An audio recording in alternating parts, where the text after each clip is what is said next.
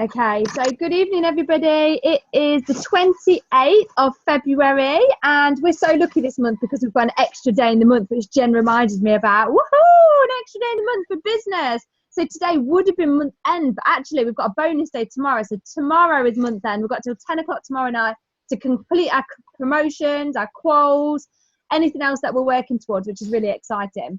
So as usual, we have our weekly team meet and we talk about a product and we talk about a business. So something business related, some business training and a product training.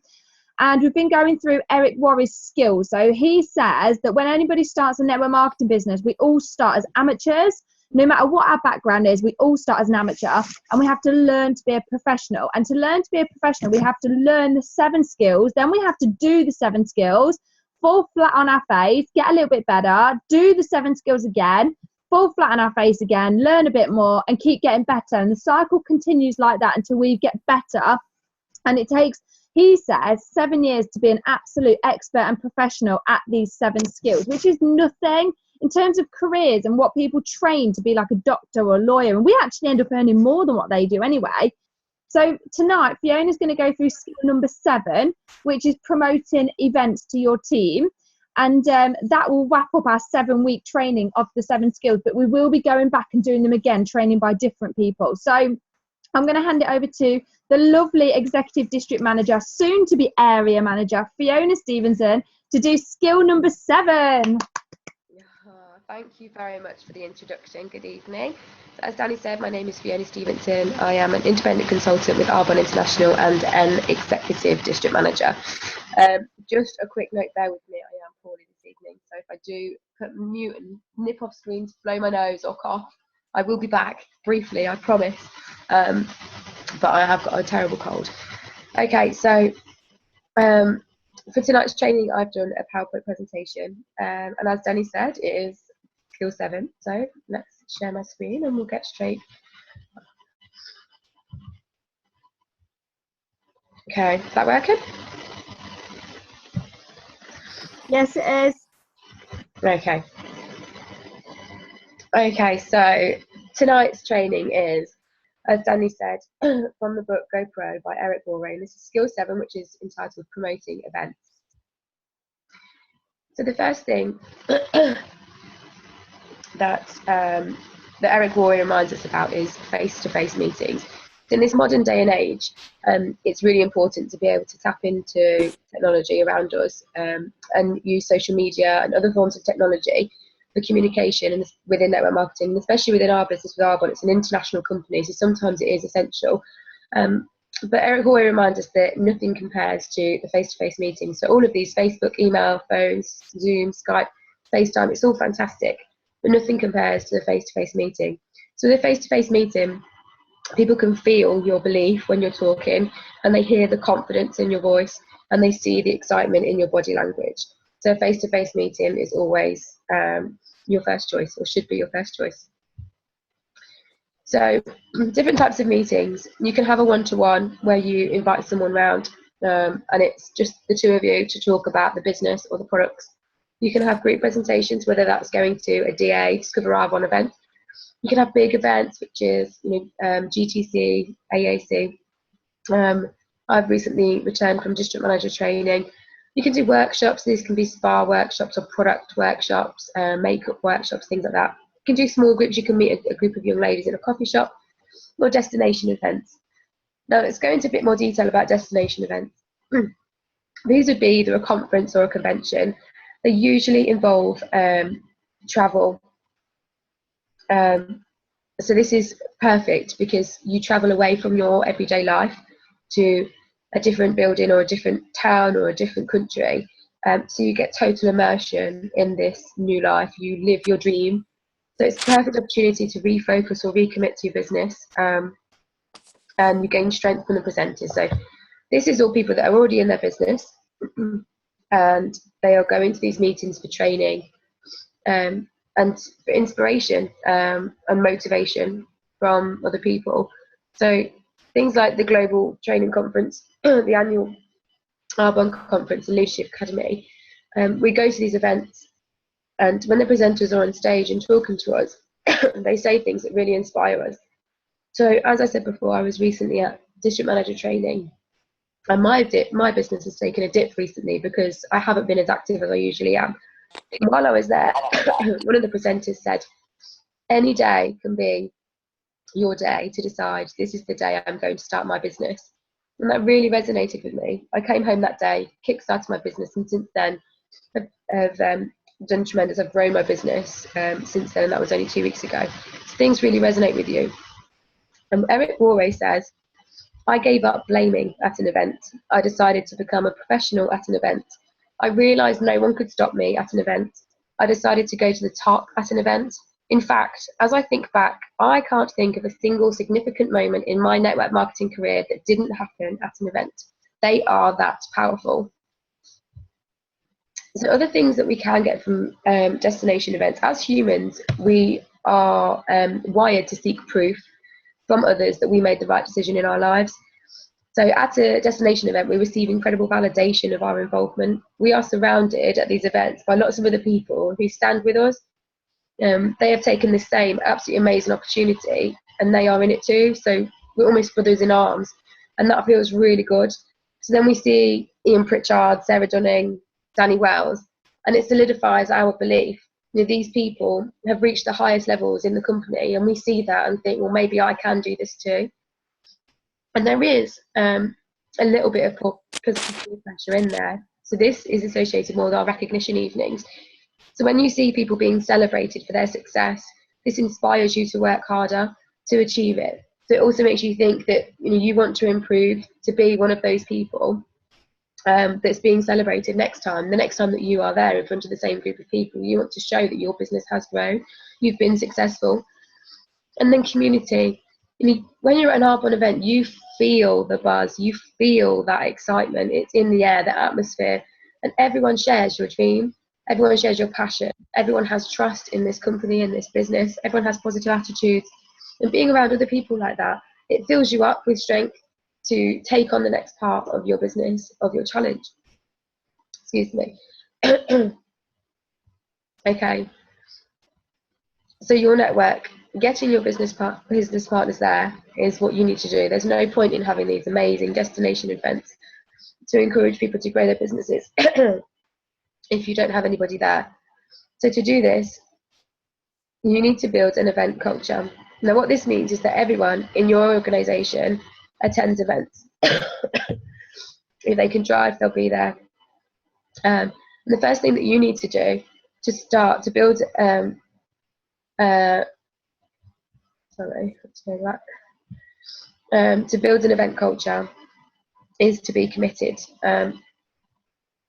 So to be committed, you have to be fully committed to never missing an event. So it doesn't matter if you don't have time, you'll make the time. It doesn't matter if you can't afford the travel, you'll jump in someone else's car and carpool. It doesn't matter if you both can't go because you haven't got a babysitter, your husband will stay at home and you go, or vice versa. No, you will be there, you'll never miss an event. And then the next step in this commitment is to help others make that same decision, to make others make that commitment to be there as well, to never miss an event, and to overcome the obstacles to get there. Well, I'm just going to read you a short extract from the book. So Eric was once at an event and he saw one of the top income earners in his network marketing company. And he asked him, what's the secret? And this is what he replied. He said, Eric, do you see this room? It holds 2,000 people. We have these events about 3 times a year. And here's the secret. At the next event, half of these people won't come. They will not come back. But the other half that does will be making about twice the average of everyone else in the room. Your job is to be in the 1,000 people who come back. And it doesn't stop there. At the next event, half of those 1,000 people won't come back. But the 500 who do will be making 4 times the amount of the average in the room. This continues from event to event.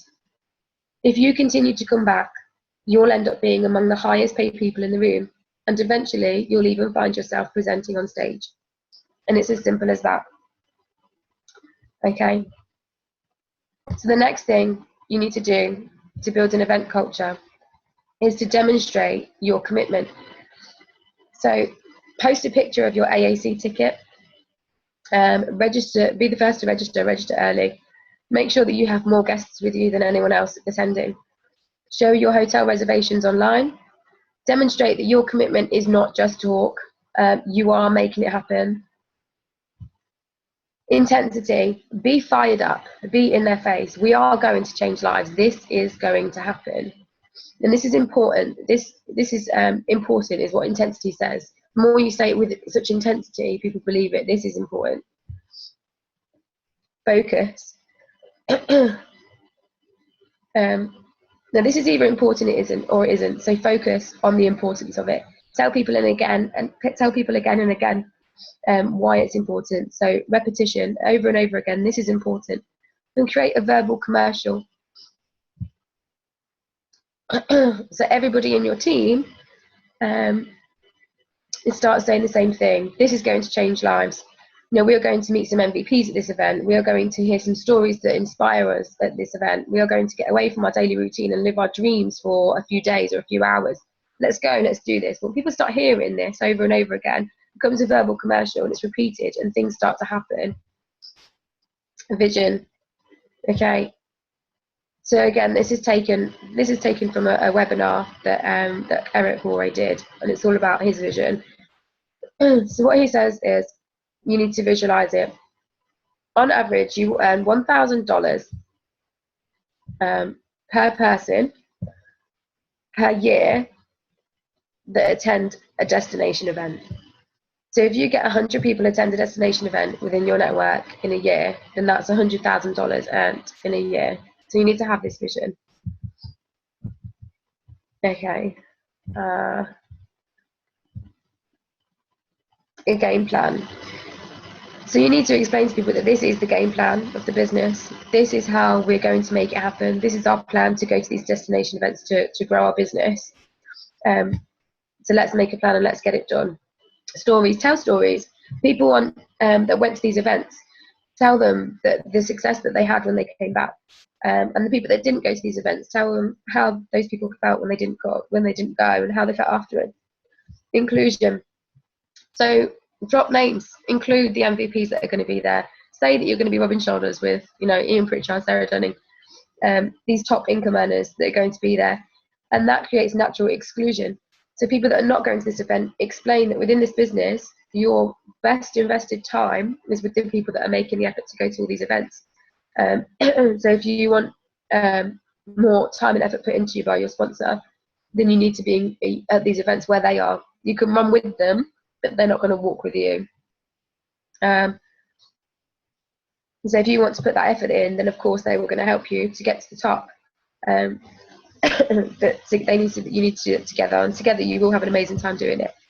Okay, recognition. So recognize the people that are going, announce everyone that has registered to go to a destination event, and celebrate them.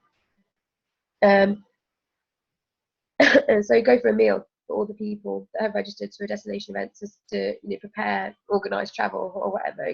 Celebrate them. Peer pressure. So you can create a bit of peer pressure in your team.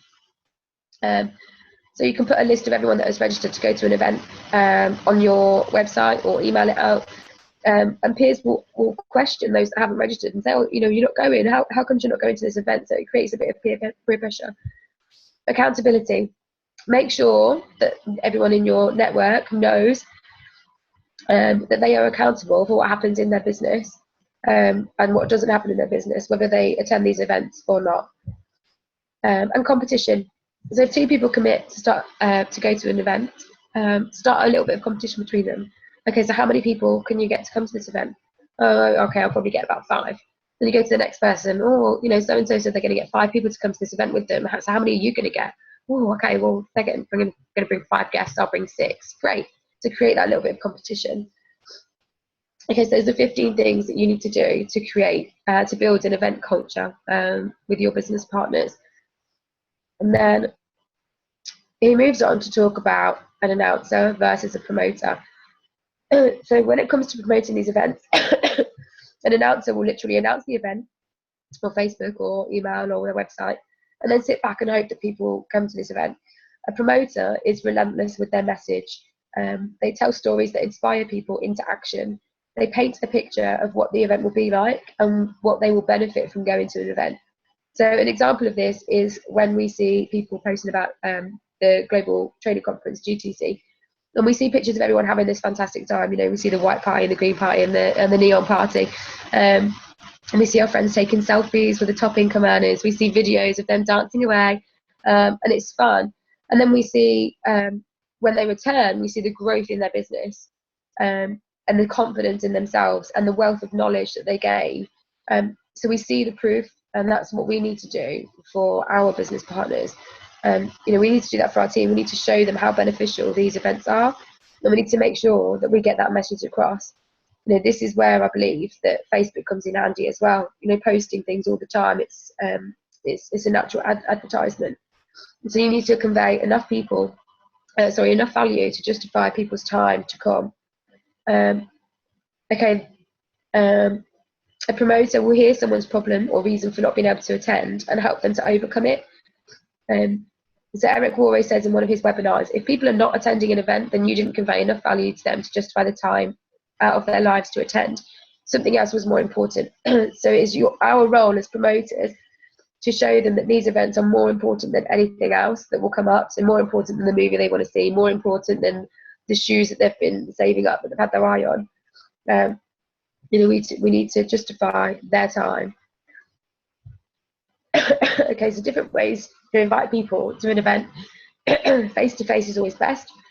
But like I said, technology now, you know, we can use it, especially within our international business. So phone calls, FaceTime, Zoom. Phone calls are really good because you can have that live chat and FaceTime and Zoom. Emails and text messages, you know, if you can't get hold of them any other way, then that's, you know, a usable technique to get hold of people and invite people to events. But you want to make it as personal as possible. So face-to-face is always best if you can manage that.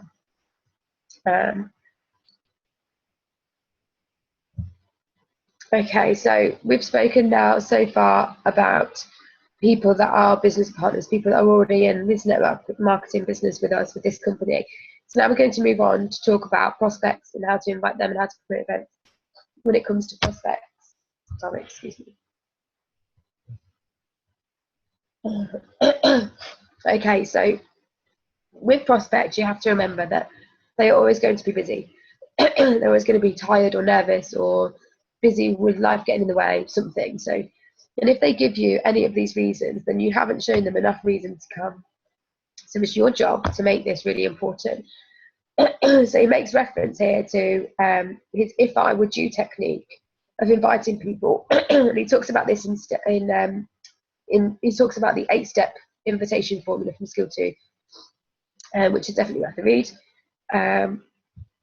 So he gives a brief rundown, and he says, don't apologise in your invitation. So don't say, you know, sorry it's short notice, so I'm sorry to put you out, but would you mind coming along? You know, I'm sorry if it's not your thing. Don't apologise. You know, be excited. We're offering them something incredible to come and have a listen to.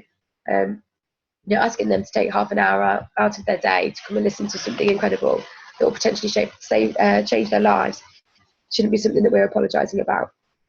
Get yourself energized. So before you invite someone, listen to some music, you know, work yourself up.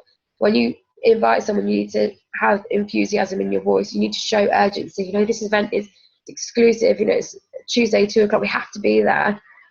It's really important that we go. You know, do you want to come? And compliment them. You know, this is a VIP exclusive event, but would you be interested in coming? You know, say, I really value your opinion. Would you mind coming and having a look, you know, and listen out for me and see what you think? So we're going to talk a bit more in depth about the "if I would you" technique of inviting people. So we're going to go through it. So this would be a rough invitation, referred to an invitation to a prospect. So you would say something like, you know, you've got a really good head for business, or you're quite savvy with stuff like this. You know, there's something happening that you may be interested in or you may not, but I would love to hear your opinion on it. They're doing a presentation of a Discover Arbonne on Friday at the David Lloyd Hotel at 7 p.m. You know, if I invited you to check it out with me, would you come? So that's it. If I would you. Now at this point, they'll either say yes or no. And if they say yes, then that's great. But don't then say, okay, well, here's the details. I'll meet you there. See you soon. Bye. You need to go with the if I would you technique and follow this through to the end. So here's the secret. So if I invited you, would you come? And they say yes. Brilliant. Do you know whereabouts, the David Lloyd Hotel is? Do you know the location of the event? Do you need me to send you the postcode? Would you like me to, put it in Google Maps and take some pictures and send you? Do you definitely know where you're going? We've been there before. So yeah, they know where it is. They'll say yes or no, and then you can, make them know where it is. Okay, so are you going to leave from work or are you going to leave from home? Whereabouts are you going to leave from? And if they say, okay, well, home, I'm going to leave from home. You say, okay, great. Well, how long will it take you to get there from home? Because I'd love to meet you maybe 15 minutes before. You said that would mean that you have to leave, about half an hour earlier, to get there to meet me in time. So if it takes you 30 minutes to get from your house to the hotel, I want to meet you 15 minutes before, so that would mean that you have to leave at 6:15. So 6:15, okay with you? Now at this point, they'll start to think through their day-to-day life. So they'll start to think, okay, well, this is what time I get home from work. I need to feed the dog. I need to sort the kids out. I need to go for a run. I need to get a shower. I need to get changed. Whatever. They start thinking about this in their head. So they start pre-planning what they're going to do and whether they have time to get there. So they say, yeah, that's fine. Yes, I can be there at 6:15. Okay, great. So when you get there at you leave at 6:15. That's great. So when you get there at 6:45, I want to meet you to show you where everything is and have a chat. So let's go to meet in reception. Okay. So there's a big tree in the middle of reception. Let's meet there. Is that okay? We'll meet at the reception location. They say, yeah, meet at 6:45 at the reception location. Brilliant. Great. Well, I'll give you a call the day before to confirm. So this went from them saying possibly, yeah, I'll come. Yeah, I'll come. Give me the details. I'll come. To them being serious about attending because they've committed to meeting you at a pre-planned location, at a pre-planned time, and they've already thought through in their head. So when they get home at 6:15, when they get home from work, they're not going to be thinking, oh, actually, I've got to do this, that, and the other. I don't know what time I'll have to leave. I probably won't have time. I won't go out. But they've pre-planned it in their head because you've planted that seed in their head to really think about it. So they'll say yes. And the most important thing about this is the detail. So we went into every possible bit of detail that we could within the if I would you invitation technique. So the next one is the if you love me. So Eric Worre has used this on his family and his best friends, and he says to them, will you come and support me to this event? I'm putting this event on myself, on my home, or wherever. Would you come and support me? There's no pressure. Just be there for me. I'm not expecting you to get involved. Just be there. I would be really, really grateful. If you could make up some numbers, if you could come and show your support, and that's it. And the key for this one is support. You're asking your friends and your family to support you. So another one is home meeting. So you're doing a small event from home. So, excuse me.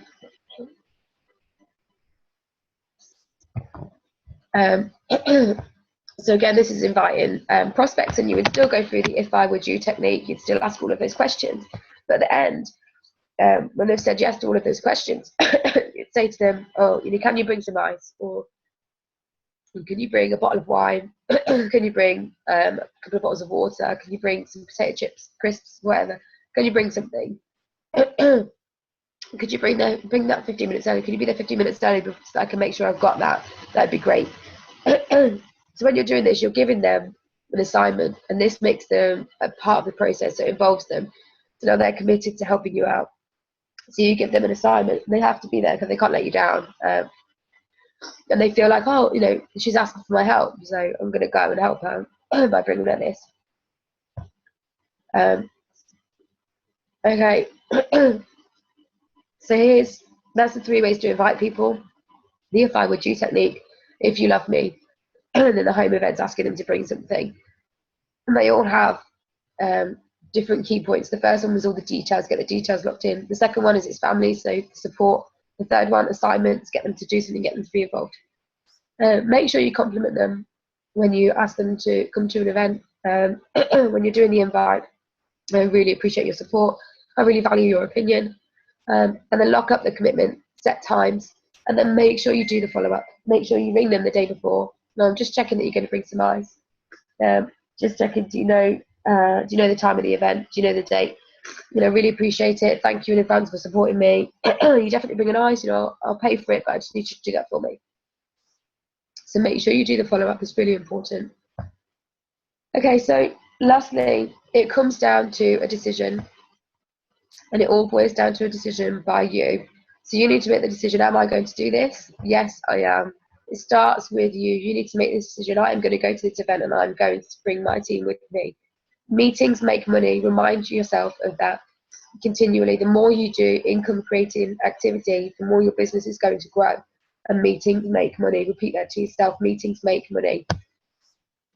And then, are you going to make this happen? Yes, I am. Yes, I am going to make this happen. Yes, I am going to go to the event. Yes, I am going to take my team with me. Yes, I am going to build an event culture. Yes, I am. This is what I'm going to do. And then get your team to make the same decision. So Danny, are you going to come to this event? Are you going to build an events culture? Jen, are you going to build an events culture? Are you going to get all of your team, everyone in your area to come to these events? Yes. Yes, I am. And then you need to teach them to teach this to their directs. So you need to teach all of your directs to teach this, to make a decision. You need to follow it down. So you need to teach your team how to make this decision. Yes, I'm going to build an events culture. And then you need to teach them to teach their directs. Yes, we are going to build an events culture. And that's it. Go out and do it. That was absolutely fantastic, Fiona. Sorry, I'm so ill. I do apologise for I know. noise. You did so well. You're such a national vice president in the making. You really are. That was amazing. And I just wanted to add to it that this week I was friends with Claire online. I only met Claire online. And we were chatting about Arbonne, and I said to her, oh my gosh, you'll never guess what. I was like, this really important meeting is happening near where you live. Like at this point, she had no idea what a Discover Arbonne was, but that's what I was talking about. But I didn't say to her it's a Discover Arbonne because she wouldn't have known. I was like, you'll never guess. I was like, this bloke that's a top income earner is talking about what Arbonne is, how the business works. And he's a global sensation. It'll take about half an hour. Let's meet, go for a drink, and you'll just have the best time ever. And she was like, okay. And I was like, and tell all of your friends just to come. Tell them that you don't even know what you're going to, but it's going to be loads of fun. And someone that's made themselves really successful is sharing what they've done with other people. Like us guys, it's free. Let's go along. So obviously it would have been free for her. And she met me there, absolutely loved it. So yeah, like Fiona says, just build up the excitement to these events. So when we go to them, especially people that don't even know what they're going to, they're there because you've made it sound exciting. So I wanted to share that. Did anyone else want to share anything about Fiona's training?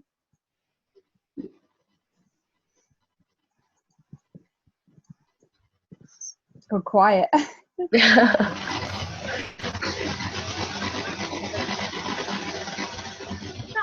Speaker making that funny noise? It was there. And what did you say, Jen? Sorry, it sounded like someone was turning the tap on there. It was brilliant. Thanks very much, Fiona. You're welcome. Yeah, you can hear me. It was brilliant. Right, I'm just going to stop the recording.